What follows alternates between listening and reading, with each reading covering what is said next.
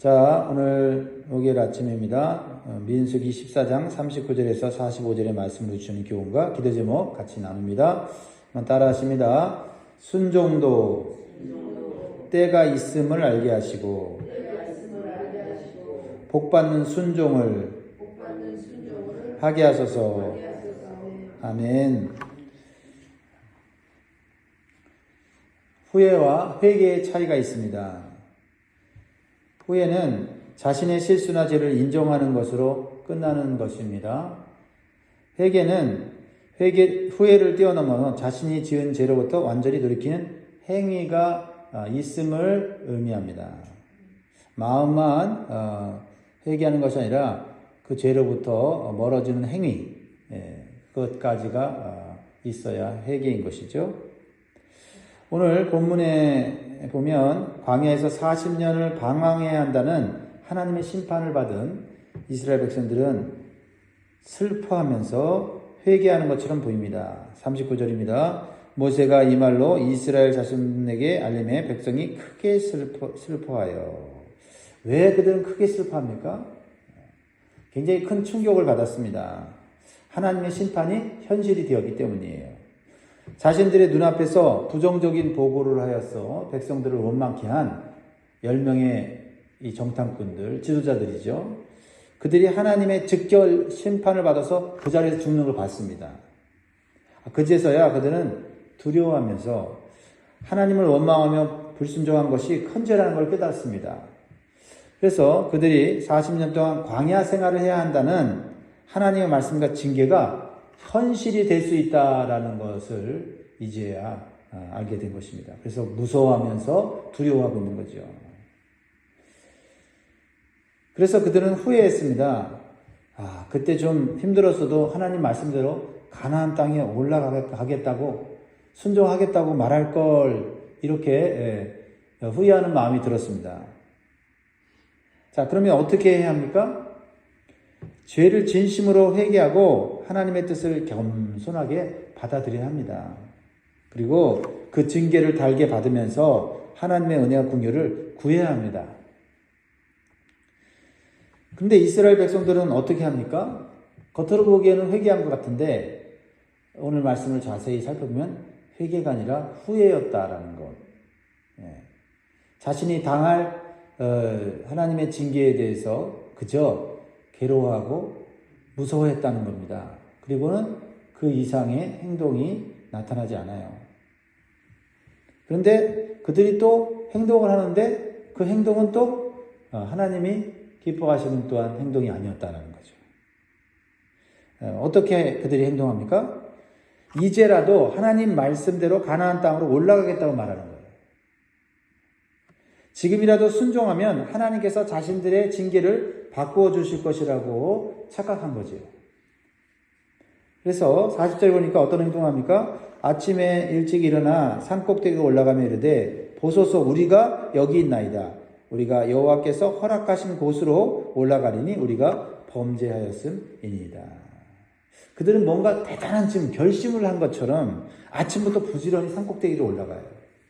그리고 그들은 자신들이 범죄했다고 고백을 하면서 이제라도 하나님 말씀을 따르겠다고 말을 합니다. 그러니까 회개하는 것 같이 보여요. 그런데 모세는 지금 따라야 할 하나님 말씀은 가나안 땅에 올라가는 게 아니고 광야로 들어가는 거라고 말씀하고 있어요.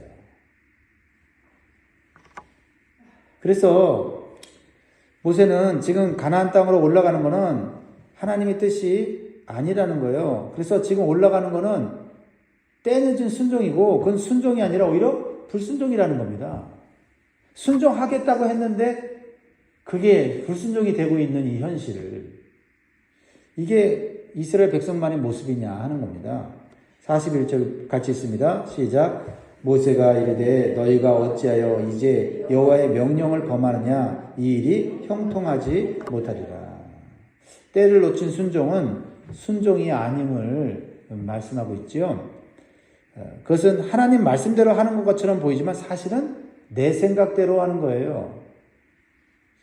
이스라엘 백성들의 속내는 뭐냐면 광야로 들어가는 것보다는 가나안 땅으로 올라가는 것이 낫겠다고 하는 인간적인 생각과 판단으로 행동하는 것입니다. 마치 처음에는 힘든 일을 거부하다가 지금 해야 할 일이 더 힘들다고 생각하니까 갑자기 예전에 하라고 한 일을 하겠다고 하는 것 같아요. 이것은 순종을 가장한 불순종인 겁니다. 이스라엘 백성들은 아직도 하나님이 어떤 분이신지를 잘 모르고 착각하면서 속이려고 하고 있어요. 그래서 모세는 이스라엘 백성들이 지금 가나안 땅에 올라가는 것은 또다시 하나님의 명령을 어기는 것이 되는 것이고 이 일이 형통하지 못할 것이라고 말하고 있는 것입니다. 그러나 이스라엘 백성들은 그들의 생각과 고집을 꺾지 않았습니다. 그래서 무모하게도 계속해서 가나안 땅으로 올라가겠다고 하는 겁니다. 그러자 모세는 매우 중요한 영적인 교훈을 가르쳐줘요. 하나님께서 함께하지 않는 일은 결코 성공하지 못하고 실패할 수밖에 없다라는 겁니다. 42절 43절을 봅니다. 여호와께서 너희 중에 계시지 아니하니 올라가지 말라. 너희의 대적 앞에서 패할까노라. 아말렉인과 가나안인이 너희 앞에 있으니 너희가 그 칼에 망하리라. 너희가 여호와를 배반하였으니 여호와께서 너희와 함께하지 아니하리라 하나. 하나님이 함께 하시지 않는 일을 아무리 열심히 한다고 해도 그것은 성공할 수 없다라는 겁니다. 그거는 자기 위안이에요. 이제라도 내가 하나님 말씀대로 살아야지. 내가 하나님 말씀대로 살지 못해서 이렇게 지금 불행당했는데 이제라도 하나님 말씀대로 살아야지. 좋은 생각이에요.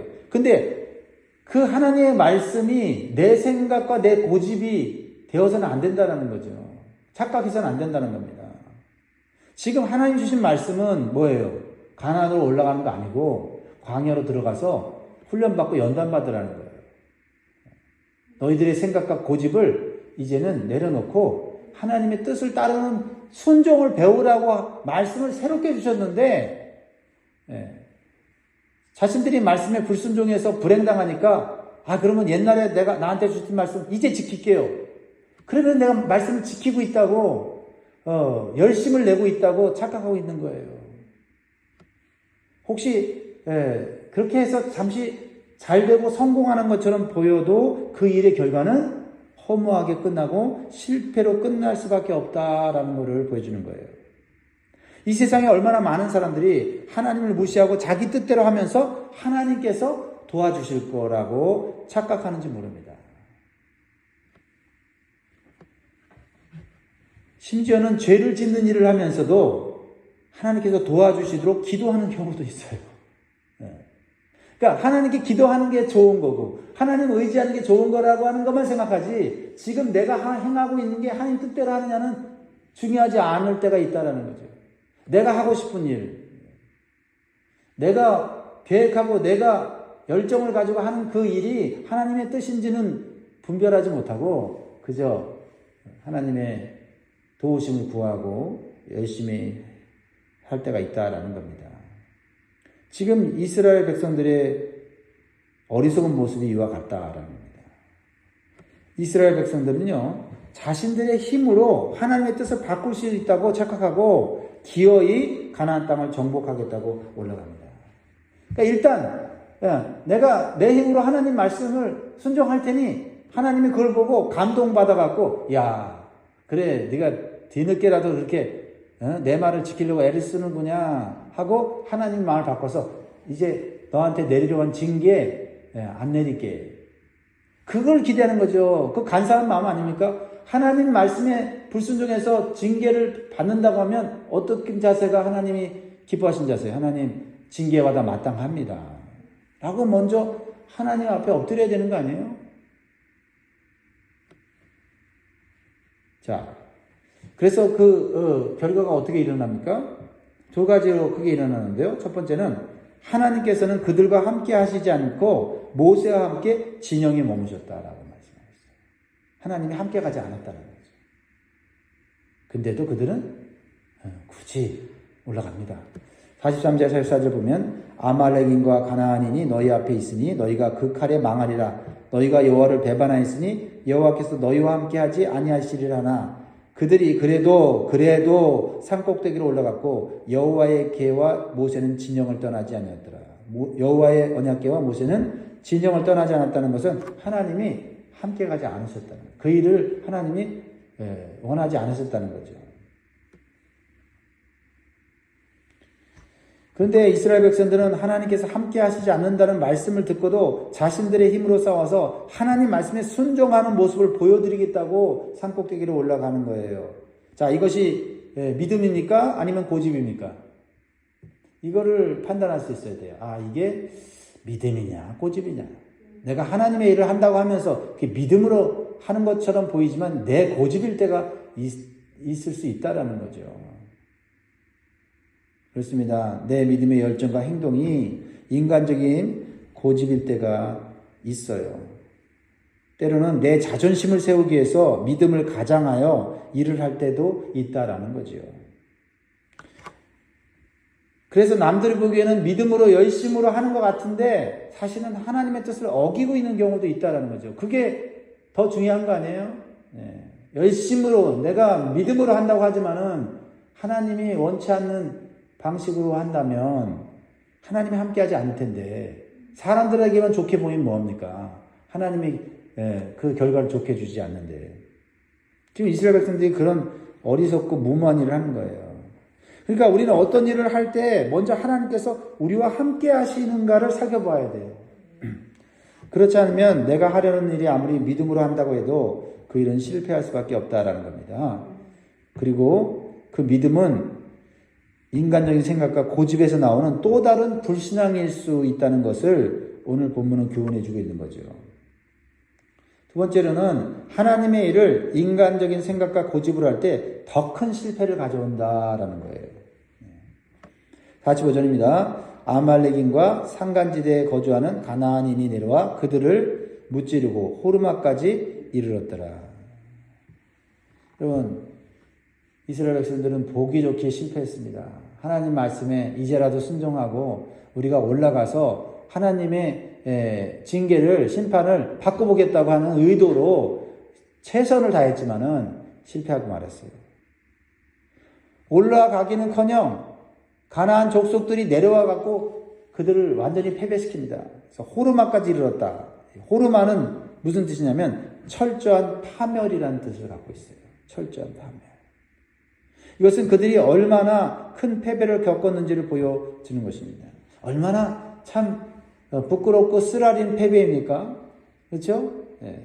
하나님의 말씀에 순종한다고 하는 면모로 올라간 거고, 그리고 하나님께서 우리의 열심을 보고 마음을 돌이키실 거라는 기대로 올라갔는데 이것은 완전히 하나님에 대한 불순종이고 오히려 하나님의 뜻을 두 번 어기는 일이 되었다라는 겁니다.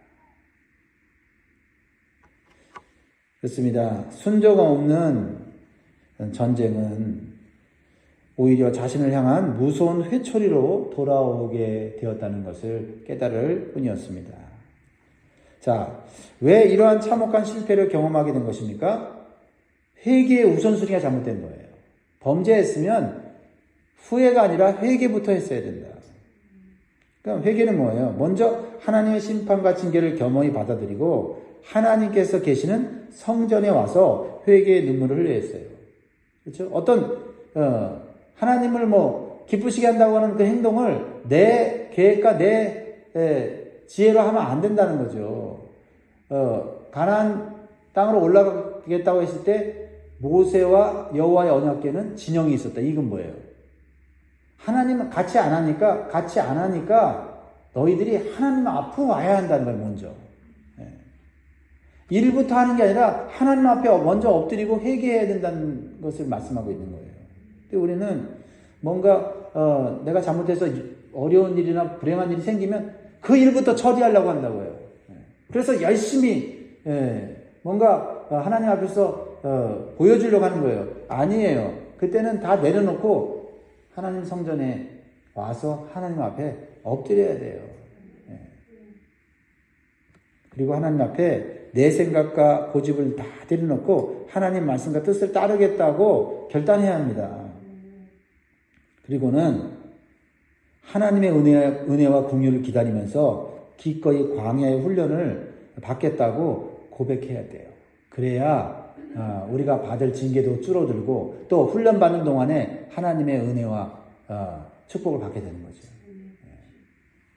훈련받을 때 순종하는 모습을 보여줘야 되는 것이죠. 근데 이스라엘 백성들은 또 다른 불순종을 하고 말았습니다. 자, 우리의 삶에 적용할 수 있기를 바라고요. 사랑하는 성도 여러분, 우리가 죄를 지었을 때 후회해서 끝나면 안 되고 온전한 회개로 나가야 될 점이 있습니다. 뒤늦은 순종은 불순종이 될 수 있다고 하는 사실을 기억하고 바로 어렵고 힘들어도 순종할 수 있길 바랍니다.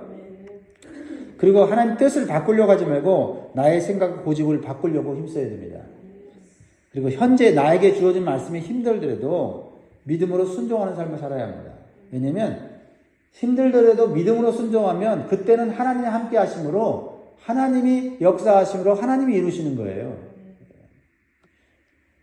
그래야 하나님께 주시는 은혜로 다시 우리의 삶이 회복되고 하나님께 주시는 복으로 영원히 살 수 있게 되는 줄 믿습니다.